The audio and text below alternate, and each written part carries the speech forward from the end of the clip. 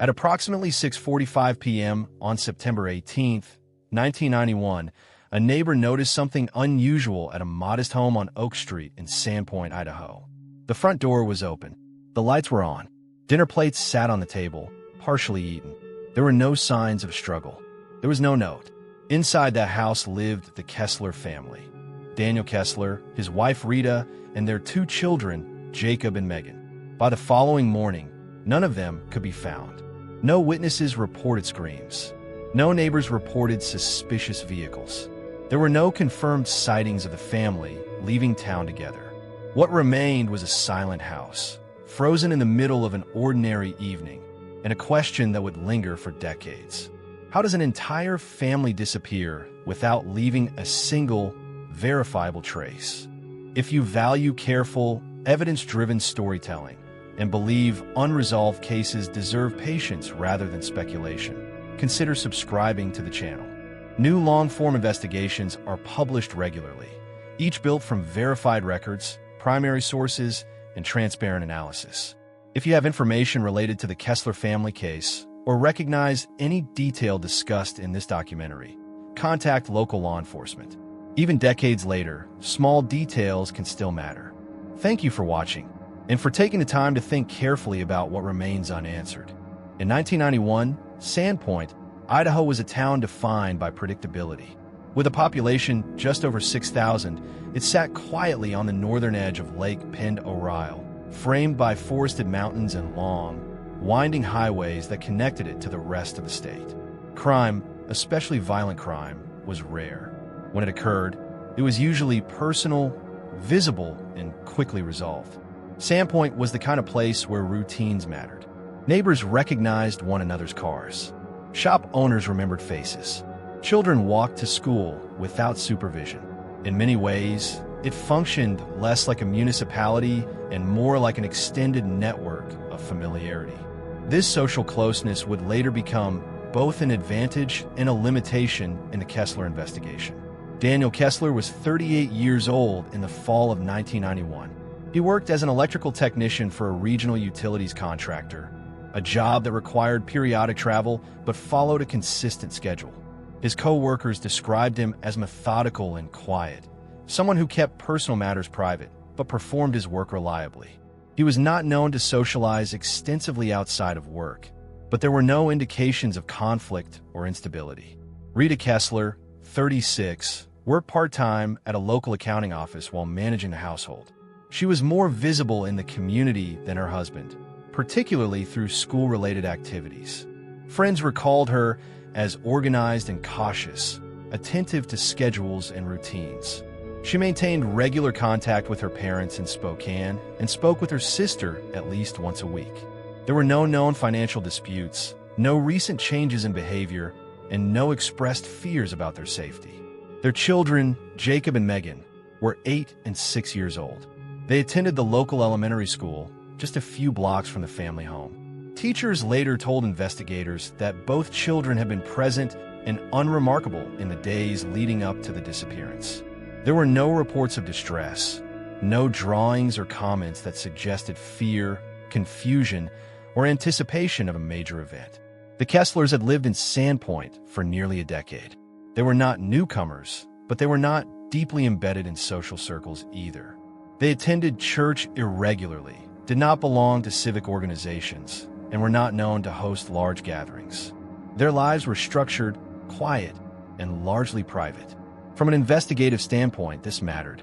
Families who disappear voluntarily often leave some indication behind: financial activity, communication with relatives, preparations for travel. Families who are victims of crime typically leave evidence of force, witnesses, or at least a traceable last movement. The Kesslers fit neither pattern cleanly. In 1991, law enforcement resources in Bonner County were limited. The sheriff's department consisted of fewer than 20 sworn officers, many of whom covered large rural areas. Major crimes were rare enough that protocols for missing entire families were not frequently exercised. There was no centralized digital database for tracking sightings, no automated license plate readers, and no widespread surveillance infrastructure. Investigations relied heavily on interviews, physical searches, and tips from the public. The broader national context also mattered. The early 1990s were a transitional period for policing. DNA analysis existed, but was still limited in scope and accessibility. Interagency data sharing was slower and more fragmented. Storage units, pawn shops, and private video recordings were not systematically monitored or cataloged in ways that would later become standard.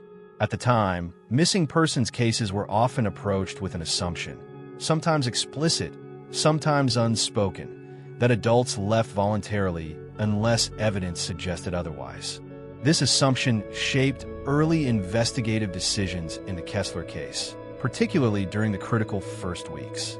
There was also no immediate reason to believe the family was in danger.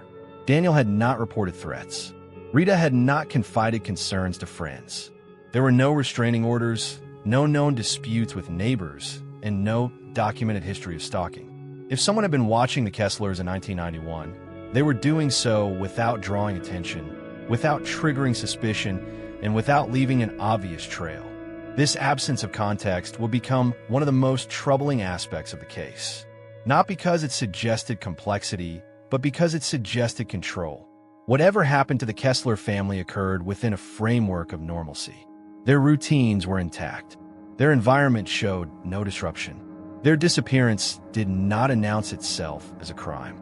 And in a town accustomed to understanding its own rhythms, that silence stood out. The last confirmed day of the Kessler family's existence begins on Wednesday, September 18, 1991. What follows is a reconstruction based only on verified records, witness statements, and physical evidence. Where gaps exist, they're acknowledged as such. The morning began without incident. At approximately 6:12 a.m., Daniel Kessler left the family home on Oak Street. This time is corroborated by a neighbor, Thomas Rourke, who routinely departed for work at a nearby lumber mill shortly after 6. Rourke later told investigators that he saw Daniel backing his blue 1987 Ford Ranger out of the driveway, as he had on many previous mornings. There was nothing unusual about Daniel's demeanor, no visible urgency, and no indication that he was not planning to return home that evening. Daniel clocked in at his job site in Ponderay at 7:01 a.m., according to payroll records. His workday followed a standard schedule. Co-workers recalled no unusual phone calls, no private conversations, and no visible agitation. He took his lunch break at 12:04 p.m., ate alone in his truck, and returned to work at 12:31 p.m. These details would later become important, not because they revealed something suspicious, but because they confirmed routine. Rita Kessler spent the morning at home. A grocery receipt found later on the kitchen counter indicates she visited Miller's Market at 10:43 a.m. The receipt lists ground beef, bread, canned vegetables, and milk. Nothing on the receipt suggested preparation for travel or a significant event. Surveillance footage from Miller's Market no longer existed by the time investigators requested it, having been overwritten within 72 hours, a standard practice at the time. At 2:55 p.m., Jacob and Megan were dismissed from Sandpoint Elementary School.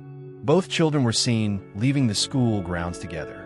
A crossing guard, Ellen Whitaker, later confirmed that Rita was waiting in the family station wagon across the street, as she often was. The children entered the vehicle without incident. No one reported raised voices, distress, or the presence of any unfamiliar adult. This moment, just before 3 o'clock in the afternoon, would become the last confirmed sighting of any member of the Kessler family outside their home. Daniel left work at 4:37 p.m., slightly earlier than usual. His supervisor later stated this was not uncommon, especially on Wednesdays. Daniel did not mention plans, concerns, or family matters. He drove directly home, arriving sometime between 5:05 and 5:15 p.m., based on traffic patterns and the distance from a job site. His truck was later found parked in the driveway, locked. What happened inside the Kessler home between approximately 5:15 p.m. and 6:45 p.m. remains the central unknown of the case. The house showed signs of an ordinary evening routine. Groceries had been partially unpacked. A pot containing cooked ground beef sat on the stove, cold by the time it was discovered. 4 plates were set on the dining table. 2 had been partially eaten. Two appeared untouched. There was no food packed away, no trash disposed of, and no indication the meal had concluded. There were no overturned chairs, no broken glass, no visible blood. Nothing appeared to have been forced or rushed. At 6:45 p.m., neighbor Linda Howell noticed the front door standing open as she walked her dog past the house. She later told police that this struck her as unusual but not immediately alarming. It was not uncommon for the Kesslers to leave the door open while the children played nearby. Howell did not see anyone inside, but the lights were on in the living room and kitchen. At 7:12 p.m., Howell passed the house again on her return walk. The door was still open. This time, she paused and called out Rita's name. There was no response. She did not enter the house. At 8:03 p.m., Rita's sister in Spokane attempted to call the home. There was no answer. This was unusual, but not unprecedented. She assumed the family had stepped out or put the children to bed early. The next morning, at 7:18 a.m. on September 19th, Daniel failed to arrive at work. By 8 a.m., his supervisor attempted to reach him by phone. There was no answer. A second call at 8:27 a.m. also went unanswered. At 9:02 a.m., the elementary school reported Jacob and Megan absent. This prompted a call to the Kessler home. Again, no answer. At 9:41 a.m., Linda Howell contacted the Bonner County Sheriff's Office to report the open door and her concern that something might be wrong. Deputies arrived at the scene at 10:06 a.m. They entered the house and found it exactly as Howell had described it the previous evening. The Kessler family was gone. No vehicles were missing. No bags were packed. No money was withdrawn from their bank account overnight. There were no farewell notes, no signs of preparation, and no evidence of struggle. From an investigative standpoint, this sequence of events was deeply problematic. Every timestamp reinforced the same conclusion. Whatever happened occurred quickly, quietly, and without resistance that left visible evidence. The house was not abandoned in haste. It was interrupted, and that interruption occurred during a narrow window of less than 90 minutes. After Daniel returned home and before the door was first noticed open. What took place in that window would define the next 2 decades of unanswered questions. When deputies from the Bonner County Sheriff's Office entered the Kessler home on the morning of September 19, 1991, they did not immediately treat it as a crime scene. This decision was consistent with departmental norms at the time and with prevailing assumptions about missing persons cases involving adults. There were no visible signs of forced entry. There was no apparent violence. The family's vehicles were still present. The working assumption, at least in the first hours, was that the Kesslers had left voluntarily and encountered some kind of difficulty. That assumption would shape the earliest phase of the investigation. The first responding deputy, Sergeant Paul Hennings, conducted a walkthrough of the residence shortly after 10 a.m. He noted the open front door, the lights left on, and the partially prepared meal. He also observed that the children's backpacks were still inside the house, hanging on hooks near the hallway. This detail was logged, but its significance would only become clear later. At 10:47 a.m., the sheriff's office formally classified the situation as a missing persons case involving 4 individuals. A broadcast alert was issued to nearby jurisdictions, including Kootenai and Boundary counties, asking officers to be on the lookout for the Kesslers or their vehicles. No statewide alert was issued at that time, and there was no immediate roadblock or coordinated search effort beyond routine checks. By early afternoon, detectives began interviewing neighbors. These interviews produced a narrow but consistent timeline. No one reported hearing screams or seeing a struggle. No unfamiliar vehicles were reported parked on Oak Street that evening. The only anomaly repeatedly mentioned was the open door.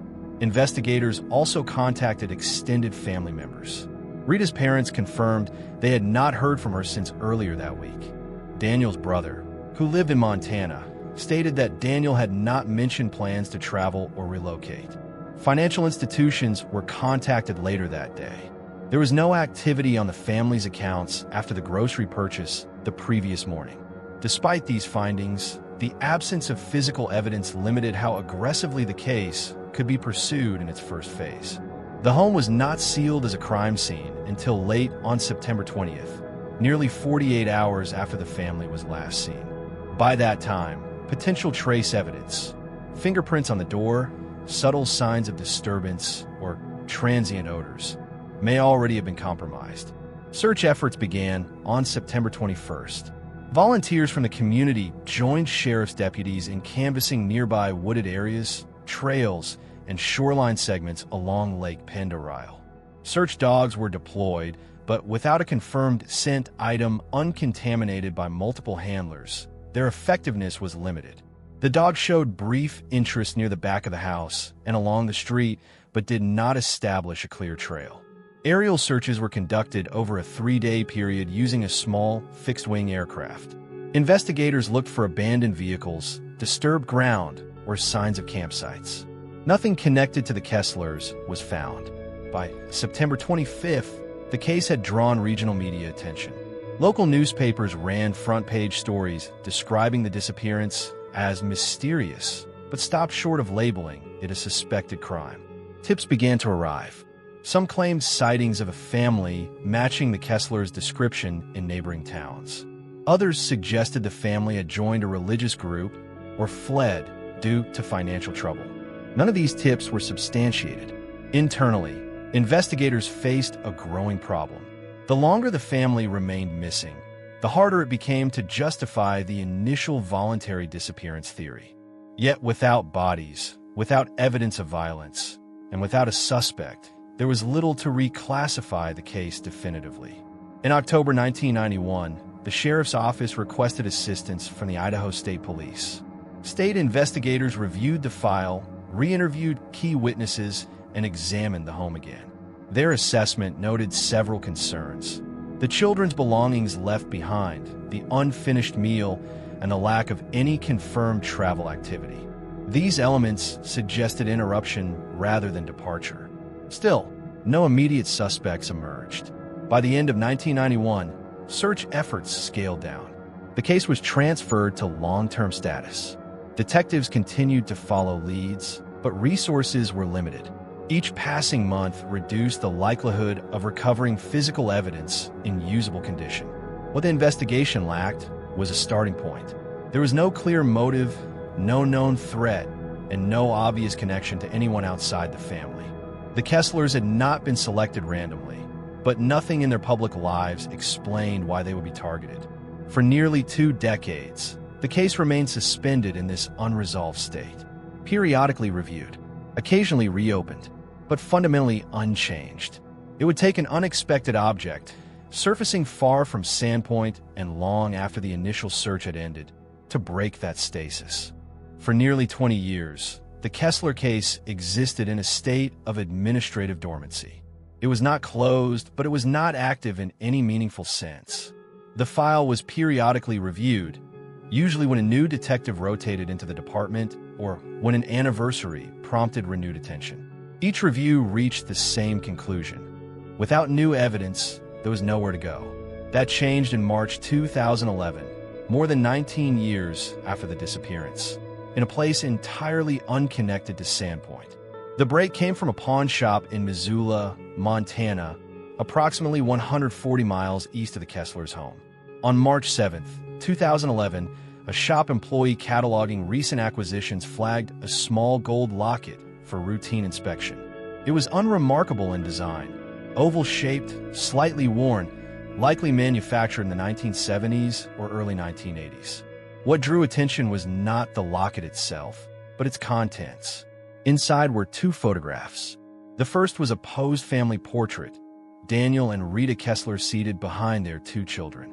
The second was a candid image of the children alone, taken outdoors. The photographs matched images that had circulated in early missing persons flyers from 1991. The pawn shop owner contacted local law enforcement that afternoon. Missoula police confirmed that the Kessler family had been missing since 1991 and notified the Bonner County Sheriff's Office the same day. The locket was taken into evidence, and detectives from Idaho traveled to Montana within 48 hours to examine it. The provenance of the locket immediately raised questions. Rita Kessler had been known to own a locket matching that description. Family members confirmed she wore it regularly and kept the photographs inside. It had not been found in the house during the original search. At the time, its absence was not considered significant. In retrospect, it became critical. Pawn shop records indicated the locket had been sold on February 28, 2011, for $40 in cash. The seller provided identification. The name was real. The address was current. The individual had no prior criminal record in Montana. His name was Donovan Ike. Ike was 46 years old at the time. He worked sporadically as a freelance videographer and electronics repair technician. He lived alone in a rented duplex on the outskirts of Missoula. On paper, there was nothing immediately alarming about him. No history of violent crime. No outstanding warrants. No known connection to the Kessler family. What investigators could not explain was how Ike had come into possession of an item that belonged to a family missing since 1991.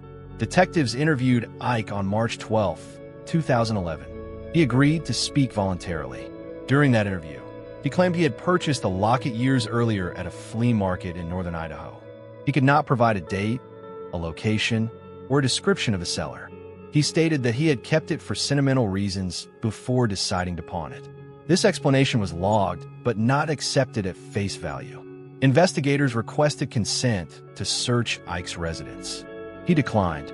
At that point, detectives did not yet have probable cause to compel a search.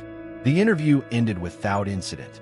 Over the next several weeks, Bonner County investigators worked quietly with Idaho State Police and Missoula authorities to build a clearer picture of Ike's background.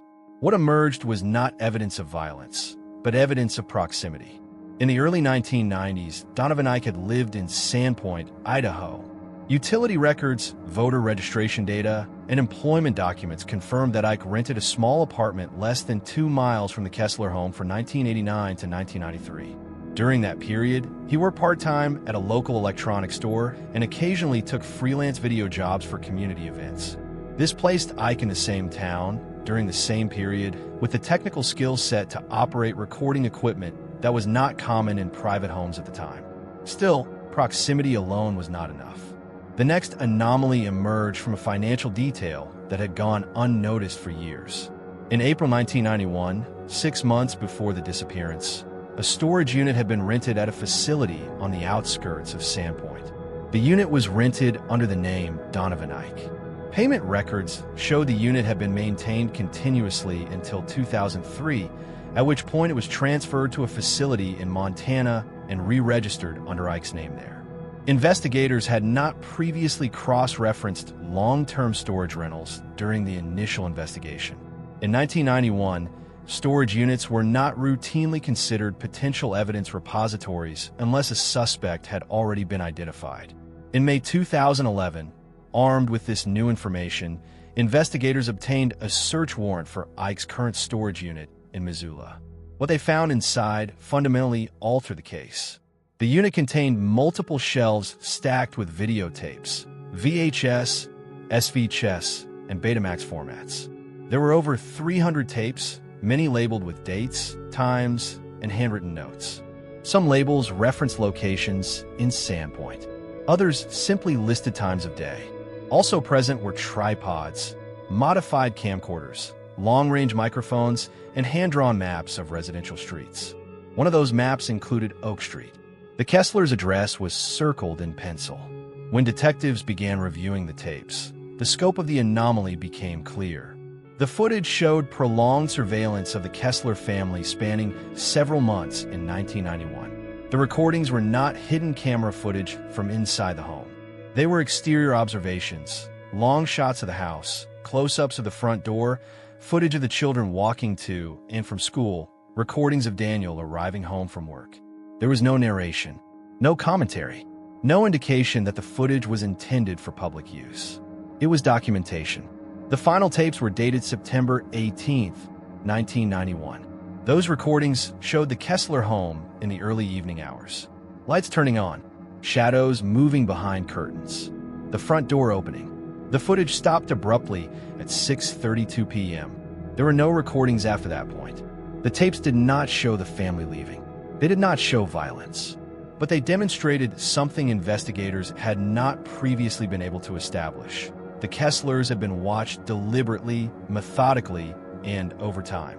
This evidence reframed every unanswered question in the case. The disappearance was no longer an isolated event. It was the endpoint of a sustained fixation. What remained unclear, and would become the central challenge of the renewed investigation, was how that fixation escalated and what exactly happened after the cameras stopped recording. By mid-2011, investigators were no longer working a missing persons case in the traditional sense. The discovery of prolonged surveillance footage forced a reclassification. This was now a suspected targeted crime with a single dominant person of interest. Still, detectives were careful, both internally and publicly, to separate what could be proven from what could only be inferred. What follows are the primary theories examined during the renewed investigation. Presented in the order they were formally evaluated, with clear distinctions between verified facts and investigative interpretation. The first and most disruptive theory was that the Kessler family had been the victims of a long-term stalking operation that culminated in their disappearance. This theory was proposed internally by Idaho State Police analysts after reviewing the contents of the Missoula storage unit. The verified evidence supporting this theory was substantial. Donovan Ike had lived within close proximity to the Kesslers during the relevant period. He possessed extensive video surveillance footage of their home and daily routines. The recordings demonstrated familiarity with their schedules, particularly Daniel's work hours and the children's school dismissal times. The surveillance equipment found in the unit was consistent with technology available in the early 1990s, but required technical knowledge to deploy effectively. Ike demonstrably possessed that knowledge. The strongest factual anchor for this theory was the final tape dated September 18, 1991, which placed Ike actively observing the Kessler residence on the very day of the disappearance. However, there were limitations. No footage showed physical contact. No tape depicted the family being confronted, restrained, or removed. There were no recordings inside the home. There was no audio capturing voices or threats. From a legal standpoint, surveillance alone did not establish murder, kidnapping, or even unlawful entry. Investigators could not prove escalation, only fixation. A second theory considered was that the Kesslers may have been killed elsewhere after leaving the house voluntarily under coercion. This theory emerged from the absence of forensic evidence at the residence. There were no signs of struggle, no blood traces detected even with later testing, and no disturbed furniture. The partially eaten meal suggested interruption, but not necessarily violence inside the home. Under this interpretation, investigators theorized that the family may have been compelled to leave the house, possibly under threat, entering a vehicle willingly or semi-willingly to protect the children. This would explain the lack of noise, the absence of forced entry, and the orderly condition of the home. What supported this theory was Ike's demonstrated patience and preparation. Surveillance indicated an individual who preferred observation over confrontation. The lack of impulsive behavior in the footage suggested planning rather than spontaneous violence. What undermined it was logistics. No vehicle associated with Ike was definitively linked to Oak Street that evening. No neighbors recalled an unfamiliar car. No traffic cameras captured a family vehicle or an escort vehicle leaving town. And crucially, none of the Kesslers' own vehicles were missing. The theory remained plausible, but unprovable. A third theory examined, briefly but necessarily, was that Donovan Ike was not the sole actor or was not directly responsible for the family's disappearance at all. This line of inquiry was driven by investigative caution rather than evidence pointing elsewhere. Detectives considered whether Ike might have sold or shared the footage, or whether another individual with access to the surveillance material had acted independently. The evidence against this theory was largely circumstantial. There was no indication that Ike had close associates. No communications, letters, or recordings suggested collaboration. The surveillance appeared personal, not commercial. The storage unit contents showed obsessive continuity rather than distributed intent. Still, investigators acknowledged a gap. There was no direct evidence placing Ike at the Kessler home after 6:32 p.m. on September 18th. Surveillance ceased, but absence of footage was not evidence of absence. This uncertainty prevented investigators from conclusively excluding the involvement of another party. A fourth theory, largely dismissed but formally documented, was that the Kesslers had been unaware subjects of voyeuristic surveillance that was unrelated to their disappearance. Under this interpretation, Ike's behavior constituted criminal stalking, but not necessarily homicide. The disappearance, proponents argued, could still theoretically be explained by an unrelated event. This theory failed under scrutiny. The coincidence required that a family under active, documented surveillance would vanish on the very day the surveillance ended, without connection, was statistically and logically implausible. Investigators did not pursue this interpretation beyond initial review. Throughout this phase, law enforcement was constrained by a fundamental problem. There were still no bodies. Without remains, prosecutors could not establish cause of death. Without a crime scene, they could not establish location. Without either, they could not establish jurisdictional certainty for homicide charges. What investigators did have was a pattern of observation, a pattern of proximity, a pattern of possession, of personal property, of private imagery, of time. By late 2011, Donovan Ike was no longer described internally as a person of interest. He was referred to as the central suspect. But suspicion, even when overwhelming, is not resolution. The case would only move forward if investigators could bridge the final gap between documentation and action, between watching and doing. That bridge would emerge slowly, through a combination of forensic reevaluation, behavioral analysis, and a decision by authorities to pursue a case without the certainty traditionally required. The discovery of the surveillance archive in 2011 did not immediately result in an arrest. In fact, for several months afterward, the investigation appeared, at least publicly, to stall once again. This was not due to lack of effort, but to a deliberate shift in strategy. Investigators understood that the case had reached a legally fragile stage. The evidence was disturbing, but disturbance alone does not satisfy the burden of proof. What followed was a slow, methodical process shaped by restraint rather than urgency.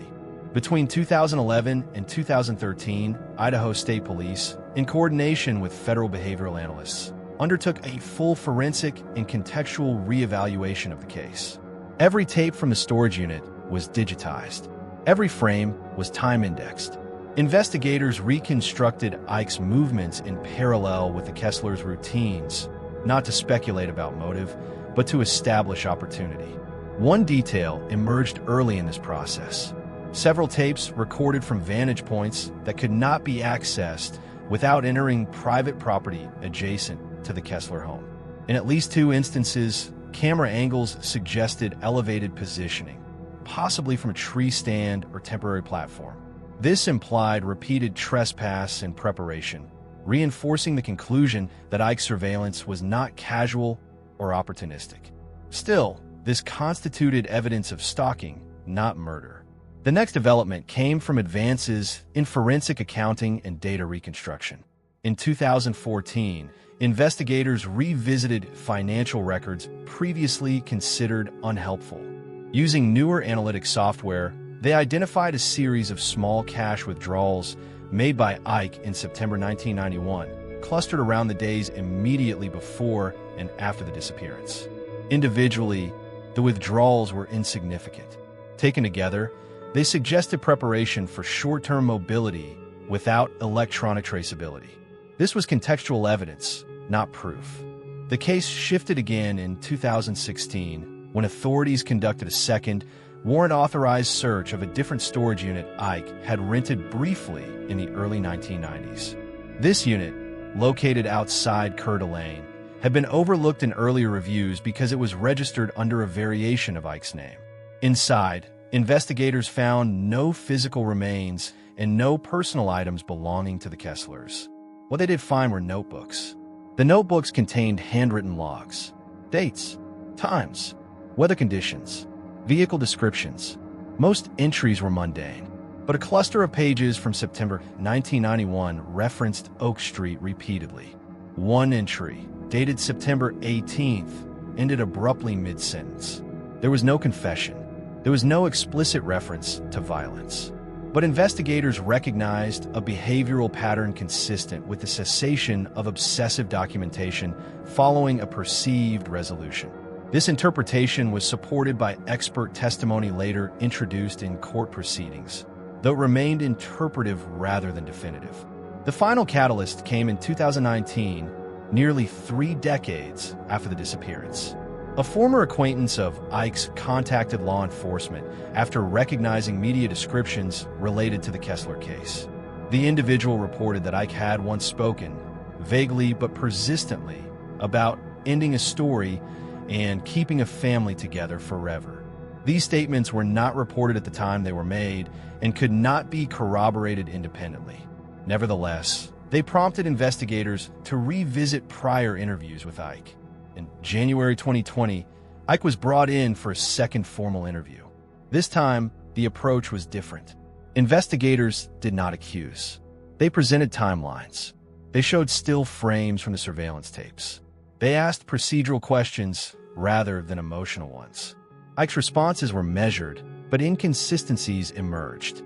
His account of when and why the surveillance ended shifted subtly over the course of the interview. Most notably, he could not explain why the final recording stopped when it did. In June 2020, prosecutors made a rare decision. They sought an arrest warrant on charges of kidnapping and presumed homicide, despite the absence of bodies. The legal argument rested on cumulative inference, prolonged surveillance, possession of personal property, geographic proximity, behavioral cessation, and exclusive opportunity. The warrant was granted. Donovan Ike was arrested on July 2, 2020, at his residence in Missoula. He did not resist. The arrest sent immediate shockwaves through Sandpoint. For many residents, the name was unfamiliar. For others, it triggered uneasy recognition. Ike had not been an outsider. He had lived there, worked there, passed unnoticed. The case did not resolve the core mystery. There were no remains recovered. Ike did not confess. He entered a plea of not guilty. Legal proceedings focused heavily on admissibility, interpretation, and the limits of circumstantial evidence. Yet for the first time since 1991, the disappearance of the Kessler family was no longer an abstract question. It was anchored to a person, a pattern, and a prosecutable narrative. The community response was divided. Some expressed relief that the case had direction. Others struggled with the uncertainty, with the realization that closure might never come in a traditional sense. What remained, unchanged despite the arrest, was the central absence. Daniel, Rita, Jacob, Megan, they were still missing. And even with a suspect in custody, the fundamental question persisted. What happened after the camera stopped? At the beginning of this story, there was a house left open. That detail has never changed. It remains as it was on the evening of September 18th, 1991. Simple, ordinary, and unresolved. The door was not broken. The lights were not smashed. Dinner was not abandoned in panic. Nothing about the scene demanded immediate fear. And yet, nothing about it could be explained. Over time, the investigation filled in pieces around that moment. It established who the Kesslers were, how they lived, and what their routines looked like. It confirmed that they did not plan to leave. It demonstrated that they were not simply lost to chance or misfortune. Most importantly, it revealed that they were not alone in their lives, even when they believed they were. What is known now is precise, but limited. The Kessler family was observed for months by someone who lived nearby, possessed technical skill, and devoted significant time to documenting their movements. That surveillance ended on the same evening the family disappeared. Personal property belonging to Rita Kessler surfaced years later in the possession of that same individual. No credible evidence has ever emerged suggesting the family voluntarily abandoned their lives. These facts are established. What remains unknown is equally clear. There is no verified account of how the Kesslers left their home. There is no confirmed location where they were taken. There is no forensic evidence establishing cause or time of death. There are no recovered remains. There is no recording, visual or audio, capturing the decisive moment. The absence of these elements is not accidental. It suggests forethought, control, and an understanding of how little evidence was required to erase a family from the visible record. The arrest of Donovan Ike provided a framework for understanding the case, but not a conclusion. It answered the question of who was watching. It did not answer the question of what was done. This distinction matters. Criminal cases often resolve through accumulation.